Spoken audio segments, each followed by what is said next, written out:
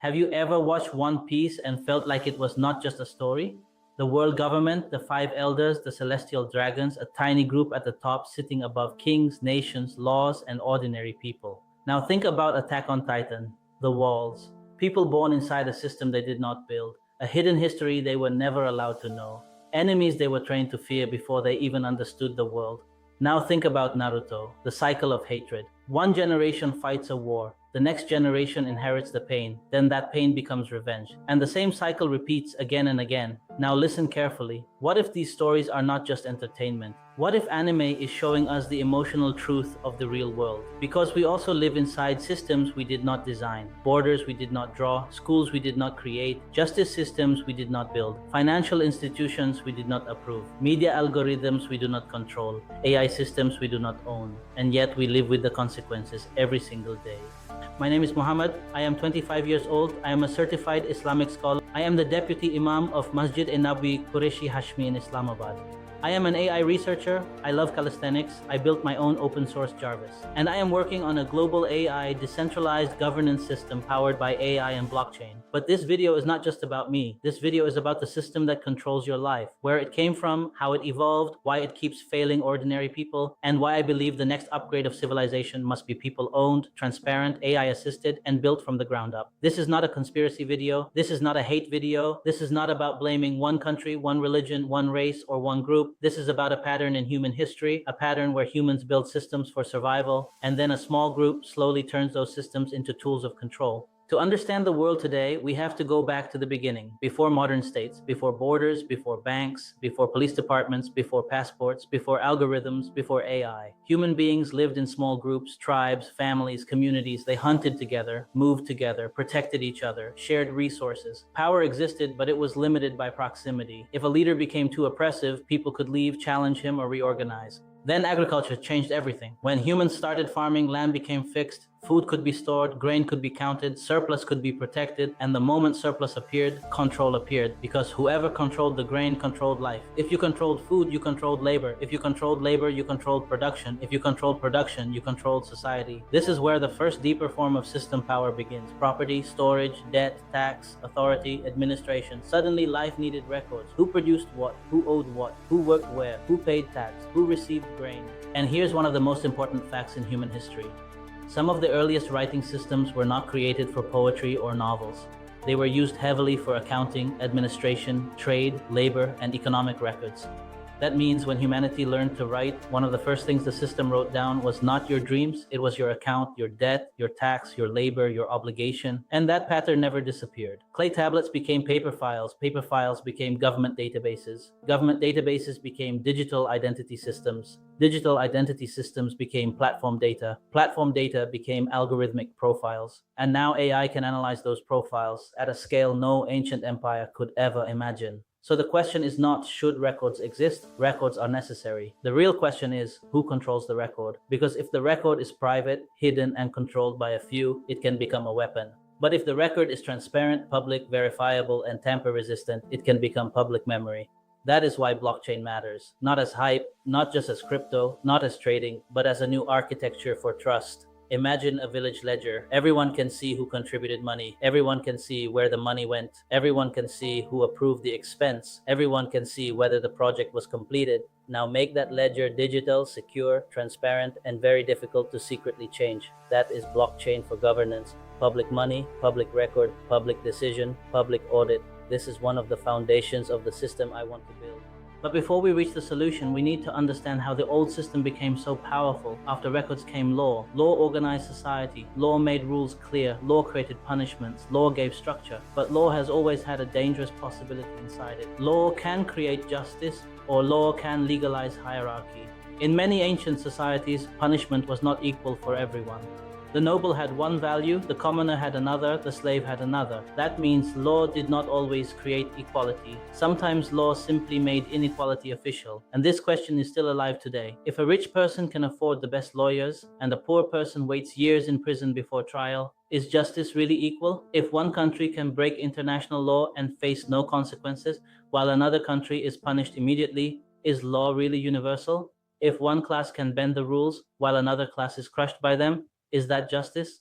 This is why Death Note is such a powerful metaphor. Light had power, but did he have the right? He could decide who was guilty, but who gave him that authority? The real question is not only who has power, the real question is who has legitimate authority, who can be questioned, who can be audited, who can be stopped. This is why any future justice system must be transparent, explainable, accountable, and accessible to ordinary people. AI can help here.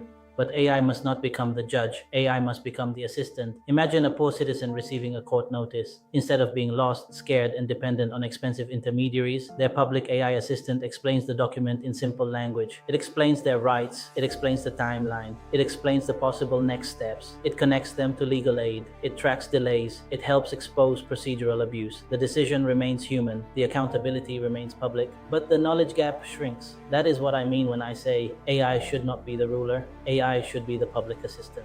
Now let's move forward. As humans scaled, empires appeared. Rome, Persia, China, the Islamic empires, European empires. Empires are complicated. They can build roads, they can spread law, they can organize trade, they can create cities, they can preserve knowledge. But every empire has one disease inside it. The center begins to believe it is above everyone else. The center decides, the edges obey, the capital becomes the mind, the provinces become the body, and when power becomes too concentrated, the system stops serving people. It starts worshiping itself. This is what I mean when I say human beings keep turning power into God. The throne becomes sacred, the emperor becomes untouchable, the flag becomes unquestionable, the institution becomes above truth. In One Piece language, this is the celestial dragon problem. The rules apply to everyone except the people at the top. They do not just rule the system, they become the exception to the system. And every civilization must ask itself, who is above accountability? Because whoever is above accountability eventually becomes dangerous. Then came the colonial system. And this is where the modern world becomes painfully familiar. Colonialism was not just armies invading lands, it was a complete operating system, a colonial OS. It included trade, education, law, police, bureaucracy, tax, borders, language, maps, identity, resource extraction, and psychological control. The East India Company is one of the clearest examples in world history. A company became a ruler, not just a business. A company with armies, a company with tax power, a company with administrative control, a company that turned regions into profit machines. Think about that for a second. A private company did not just sell products, it governed people. And when governance runs on company logic, the human being becomes a cost.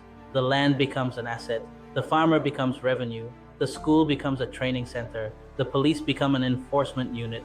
The court becomes a stabilizing mechanism for control, and the entire society becomes a spreadsheet. That is why colonialism did not only take wealth, it rewired institutions, it trained local elites, it created clerks, it created bureaucracy, it created police systems designed for control, not trust. It created education systems designed to produce obedient workers, not independent thinkers. It created borders that turned neighbors into enemies. And when the colonizers left, the flag changed. But the operating system often remained. The file culture remained. The permission culture remained. The hierarchy remained. The fear remained. The obsession with certificates remained. The distance between state and citizen remained. This is why many post-colonial countries feel independent on paper, but still trapped in old administrative logic. The body is free, but the software is colonial. Look at education. A child enters school with curiosity. They ask why. They explore. They imagine. They create. Then the system says, sit in rows. Wait for the bell. Memorize. Repeat. Do not question too much. Do not build too much. Do not challenge the textbook. Pass the exam. Get the certificate. Get the job. Become useful to the system. For the industrial age, this made sense. Factories needed disciplined workers. Colonial offices needed clerks. Bureaucracies needed obedient staff. But now we are in the AI age. Information is no longer scarce. AI can remember more than you. AI can summarize faster than you. AI can translate better than most humans. So if our education system is still built around memorization, it is preparing people for a world that is already dying. The future needs creativity, systems thinking, ethics, problem solving, collaboration, simulation, experimentation. That is why I believe education should become more like a real scientific game, not a useless game, a serious simulation. Imagine a world like GTA or PUBG in terms of engagement. But instead of just shooting, looting, and escaping, you solve water crises, you design cities, You test energy systems, you simulate climate responses, you learn biology by healing virtual ecosystems, you learn physics by building machines, you learn governance by managing a city budget, you learn disaster response by saving a digital town, and the simulation uses real scientific principles. AI mentors guide you, your solutions are scored, the best ideas can be studied, improved, and maybe applied in the real world. There are billions of gamers in the world. What if even a fraction of that attention was redirected toward real world problem solving? Gamers could become builders, players could become scientists, entertainment could become education. This is one pillar of our future platform. Now look at borders. Attack on Titan is one of the greatest metaphors for political reality. People born inside walls, taught that the wall is safety, taught that the enemy is outside, taught that history began with the story they were given, but the real truth was hidden. Many real-world borders work the same way. Not all borders are natural. Many were drawn by empires, with rulers, maps, treaties, strategic interests. Sometimes communities were split, sometimes rivals were forced together, sometimes resources were divided in ways that guaranteed future conflict. Pakistan and India, the Middle East, large parts of Africa. Many lines were shaped by colonial decisions, and after the colonizers left, the walls stayed, the hatred stayed, the military tension stayed, the political narrative stayed. The people on both sides were taught to inherit fear. This is where Naruto becomes real, the cycle of hatred. One war creates trauma, trauma creates revenge, revenge creates another war creates another orphan, and the cycle continues. The system benefits when people inherit hatred instead of questioning structure. Because if you hate the person across the border, you will not ask who drew the border, who profits from the conflict, who sells weapons to both sides, who gains power from permanent fear, who uses nationalism to hide corruption. This does not mean security is unnecessary. Security matters, defense matters, sovereignty matters, but the public deserves transparency. What is the real cost of war? Who gets the contracts? Who benefits from escalation? What would peace save? What would cooperation create? AI can model scenarios, blockchain can track public funds, public dashboards can show war cost, reconstruction cost, human cost, and opportunity cost. Peace should not be a slogan. Peace should be measurable. Now let's talk about the global system after World War II. The winners of the war built institutions that still shape the world today. The United Nations, the IMF, the World Bank, the Bretton Woods financial order. On paper, the purpose was peace, stability, reconstruction, and development. And to be fair, these institutions have also done real work. They are not cartoons, they are not simple villains. But their structure contains a problem. Power is not equally distributed. At the UN Security Council, 5 permanent members have veto power. One veto can block action. That means the world is told it has global governance. But some states have permanent privilege. In One Piece language, this is the 5 elders problem. A small group at the top can freeze the whole world's decision. Again, I'm not saying the metaphor is perfect. I am saying the emotional structure is similar: permanent power, limited accountability, global consequences. Then look at the financial system. The IMF lends money to countries in crisis, and IMF loans come with conditions. The official logic is stability. The official goal is repayment, reform, and macroeconomic balance. But from the perspective of ordinary citizens, those conditions can feel like invisible government. Cut spending, raise revenue, restructure state companies, control deficits, open markets, privatize.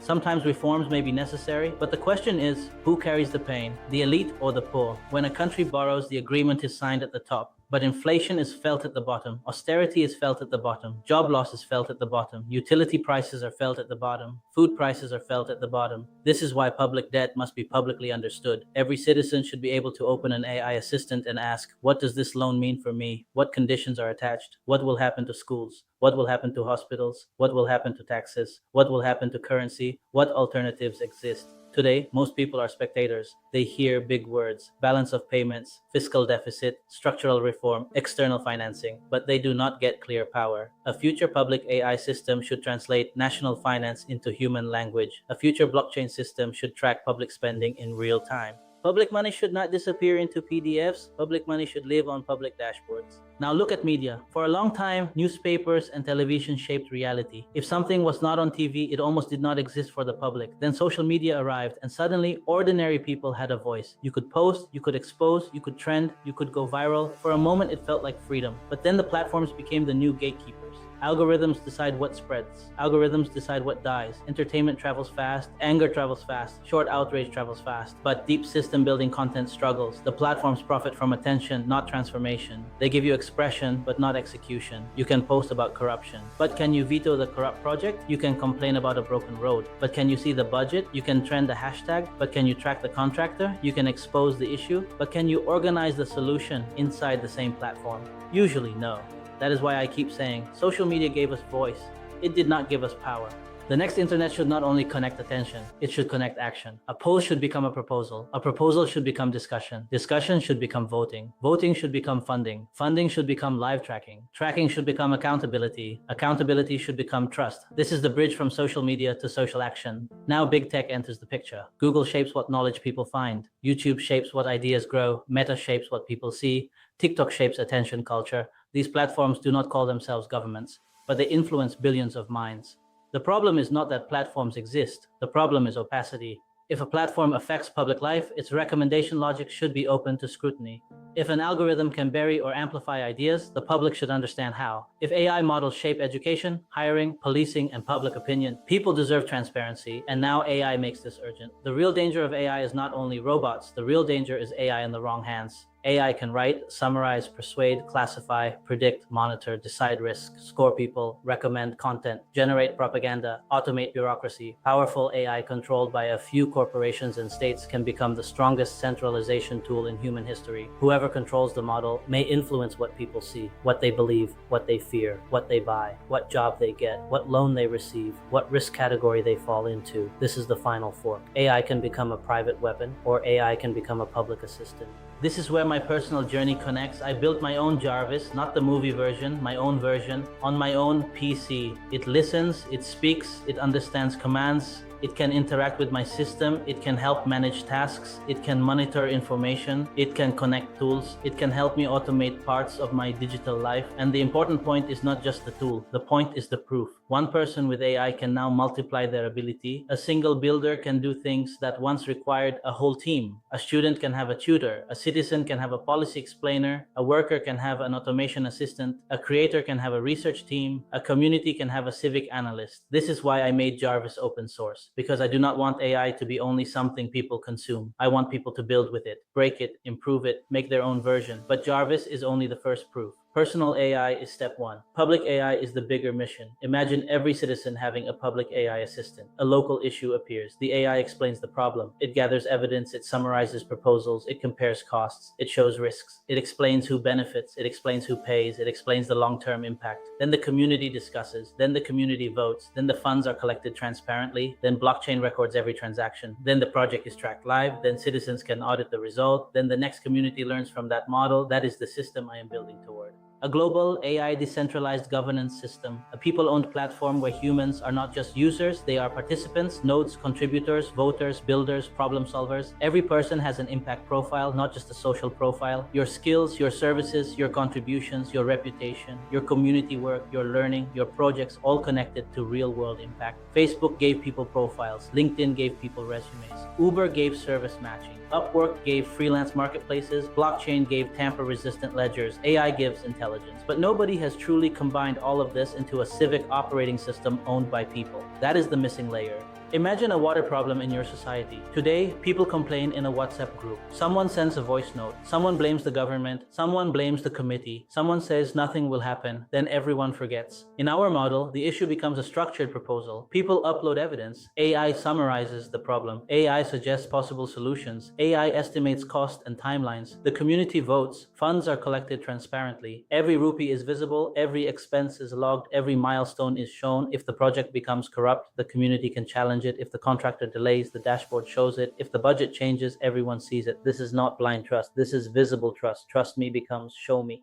And this is where physical community centers matter. An app alone cannot rebuild society. People need places. Humans need face-to-face trust. For Muslims, the Masjid an-Nabawi model is deeply powerful. The Prophet's mosque was not only a prayer space, it was a center of learning, consultation, welfare, justice, brotherhood, training, community action. For other communities, the same idea can exist through churches, temples, schools, civic hubs, and community centers. The principle is universal. Digital platform plus physical community center equals real power, online coordination, offline trust, AI assistance, blockchain accountability, community decision making. This is how we move from noise to action. And the path must start small. World system change does not begin with the whole world. It begins with one street, one society, one mosque, one school, one community center, one issue, one transparent vote, one live fund, one completed project, then another, then another. Facebook started at a campus, Uber started in one city, Bitcoin started as a white paper. Movements begin small, proof begins small. A working governance loop in one community can become the seed of something global. Raise issue, AI explains. Community votes, funds track, project completes, public audits, repeat. That is the loop. Now I know what some people will say. This is too big, you are too young, you are just one person, you are an imam, you are an AI researcher, you are a creator. How can you build an alternative to the global system? And my answer is simple. I am not saying I already have all the answers. I am saying I refuse to stay silent. I refuse to only scroll while the world burns. I refuse to complain forever and build nothing. I may fail. People may laugh. Funding may be hard. Team building may be hard. Technology may break. The first version may be ugly. The first community may be slow. But every real mission looks impossible before it becomes obvious. The internet once looked impossible. AI once looked like science fiction. Reusable rockets looked impossible. A global company from a small room looked impossible. Then someone started. This is why calisthenics matters to me. People think it is just fitness. It is not. Calisthenics teaches a philosophy. You start with your own body. No expensive machines. No excuses. Just gravity. You fail, you fall, you repeat, you build control. I refuse to stay silent. I refuse to only scroll while the world burns. I refuse to complain forever and build nothing. I may fail, people may laugh, funding may be hard, team building may be hard, technology may break, the first version may be ugly, the first community may be slow, but every real mission looks impossible before it becomes obvious. The internet once looked impossible. AI once looked like science fiction. Reusable rockets looked impossible. A global company from a small room looked impossible. Then someone started. This is why calisthenics matters to me. People think it is just fitness. It is not. Calisthenics teaches a philosophy. You start with your own body. No expensive machines, no excuses, just gravity. You fail, you fall, you repeat, you build control. And once you learn to control your own body, you start asking, what else have I been told I cannot control? My attention, my habits, my learning, my community, my systems. Self-control is the first revolution. Community control is the next. That is why this journey combines AI, blockchain, anime, faith, calisthenics, and governance. To some people, these look unrelated. To me, they are one story. Anime gives the emotional language, AI gives the intelligence layer, blockchain gives public memory, calisthenics gives discipline, community centers give physical trust, governance gives direction, and people give power. This is our real-life one-piece journey. But understand what I mean. I am not talking about fighting governments. I am not talking about chaos. I am not talking about anarchy. I am talking about accountable systems, transparent systems, participatory systems, systems where the public can understand, decide, fund, track, and audit. We do not need less order. We need better order. We do not need blind rebellion. We need intelligent rebuilding. We do not need to destroy society. We need to upgrade its operating system. The old system was built for control. The new system must be built for coordination. The old system hid records. The new system must make public records visible. The old system gave voice without power. The new system must connect voice to execution. The old system made education memorization. The new system must make education simulation. The old system made AI a private weapon. The new system must make AI a public assistant. The old system made citizens spectators. The new system must make citizens builders. And this is where the crew comes in. In One Piece, Luffy does not challenge the world government alone. He needs a crew. Every mission needs a crew. I need coders, designers, AI learners, blockchain developers, researchers, filmmakers, educators, community organizers, calisthenics creators, anime storytellers, legal minds, economists, investors, and most importantly, believers. People who understand that something is wrong, but are tired of only complaining. People who want to build, people who want to learn, people who want to create, people who want to make AI useful for ordinary people, people who want blockchain to become public trust, not just trading, people who want gamers to become problem solvers, people who want mosques and community centers to become living hubs again, people who want local communities to regain power. If that is you, then you are not just an audience, you are the crew, and this video is the invitation. We have decoded the pattern, from tribes to agriculture, from grain to tax, From writing to records, from law to hierarchy, from empire to colonialism, from colonialism to education systems, from borders to permanent conflict, from UN veto power to global privilege, from IMF conditions to financial dependency, from media to algorithms, from big tech to AI control, from surveillance to data power, from broken justice to inaccessible law, from healthcare as business to public health as trust, from economy as dependency to economy as builders. And now we have the alternative roadmap: AI as public assistant, blockchain as public memory, community centers as physical hubs, direct voting, live fund tracking, transparent budgets, skill-based local economies, open source personal AI like JARVIS, gaming education, local to global decentralized governance. This is not finished, this is being built. That is why I am building it in public. The wins, the failures, the code, the research, the ideas, the prototypes, the community, the mission, everything. So if this message hit you, comment crew. If you want to build with us, comment build. If you want to learn the AI workflows and JARVIS, comment JARVIS. And follow the journey. Because the future will not be built by people who only watched. It will be built by people who understood the system and then decided to build the alternative. This is our real life One Piece journey, not waiting for a hero. Building the crew. Let's build.